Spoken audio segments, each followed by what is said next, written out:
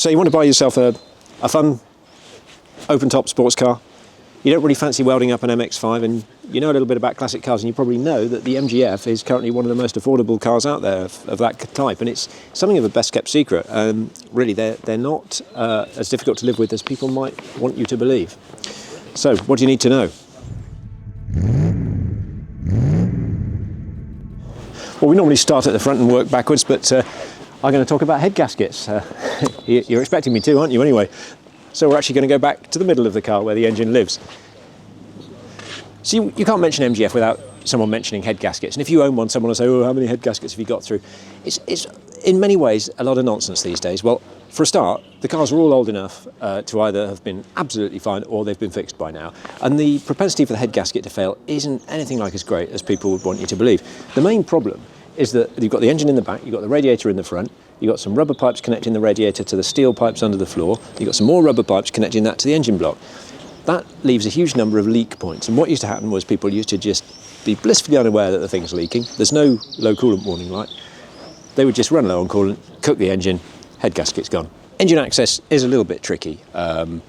You can get to the engine, of course, there's service access via the boot, and for the rest of it you have to raise the rear of the roof and then raise it further, and then you can unclip the service hatch, and you can get to most things, and of course you can also get to it from underneath as well. But otherwise the MGF, it's probably easier to live with than other mid-engine cars like the Boxster, so don't be scared of it. Another engine issue you might get, which is a really minor one, is while we're here, the rainwater can get in through these vents and can cause havoc with the ignition coils, and you get a little misfire. Otherwise, they're really quite reliable. And don't forget, the K-Series was used in the Elise, and people don't moan on about head gaskets on the Elise, do they? So, tell that to the next person who mentions head gaskets. Anyway, back to the front. It's all Metro parts, really, the running gear. Metro subframe at the front, Metro subframe at the rear. And that means parts are really cheap. I think I changed a wheel bearing myself, and it was £8 for a genuine part. The bodywork on the MGF, it suffers less than the MX-5 in our British climate. Really, you don't get anything like the levels of alarming rust you'll get with an MX-5. Some cars will start to bubble up at the rear of the sills. That can be an issue, and you sometimes get a bit of corrosion on one wing. Otherwise, it's fairly obvious to spot a rusty car from a decent one, and if you do find a rusty one, just walk away. There are plenty out there.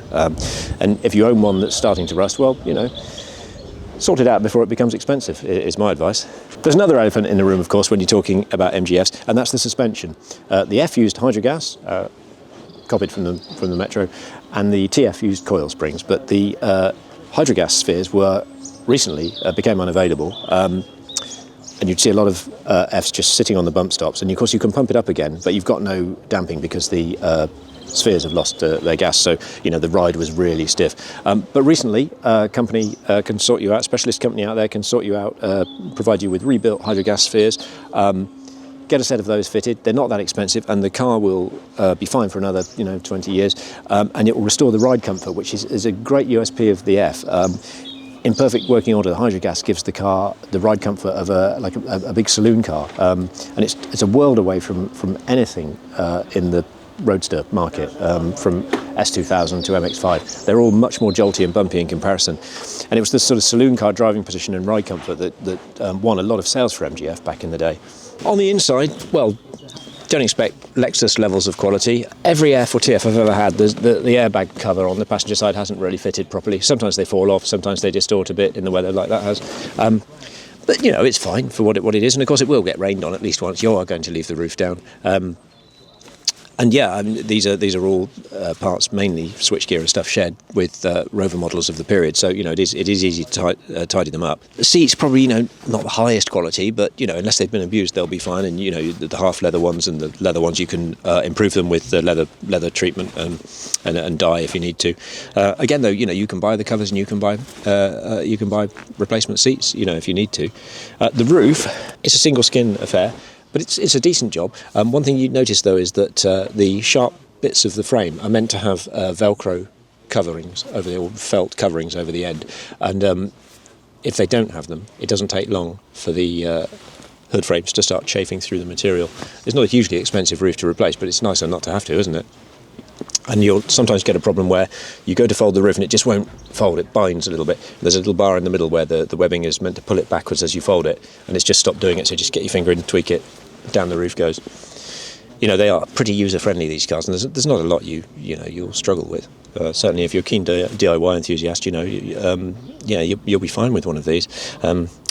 This car here is quite unusual. You'll notice it's got the automatics, Steptronic system with the buttons on the steering wheel, and it's quite a rare car actually, but we'll find out in a minute how it drives, because I can't remember the last time I drove one.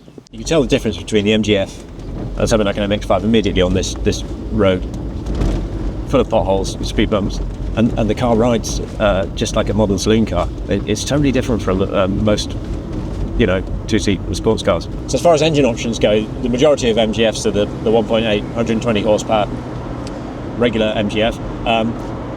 We could also get the VVC model, which had Rover's own variable cam timing, a sort of VTEC system, 143 horsepower, and that's quite a different sort of animal actually. It really goes quite well. You could also get the 160 horsepower trophy, but that's more of a specialist thing. So the majority of MGFs you're looking at will be the 120 horsepower regular MGF, and it's quite enough because they don't weigh anything at all. I mean, they don't weigh that much more than a lease.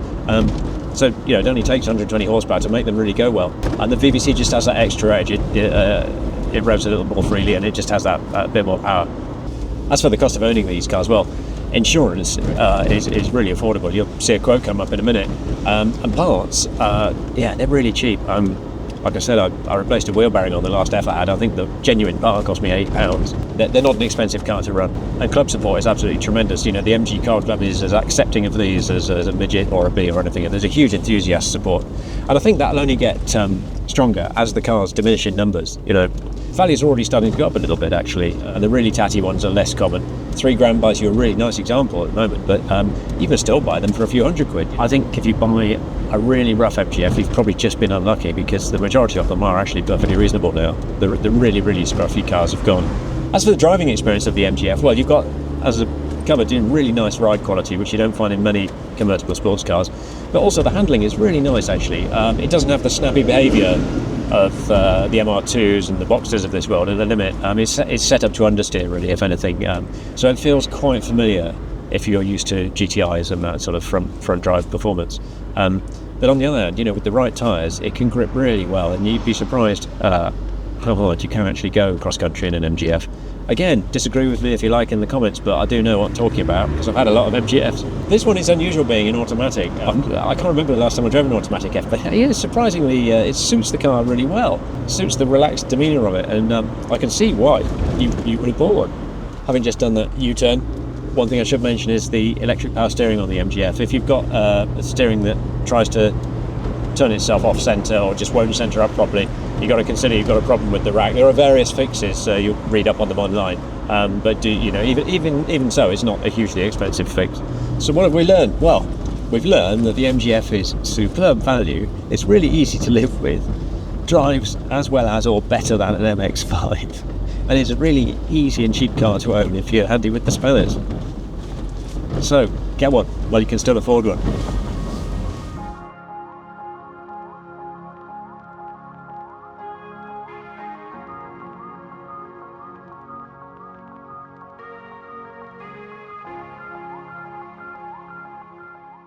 Top fact for you, 4-star NCAP crash rating on the MGF.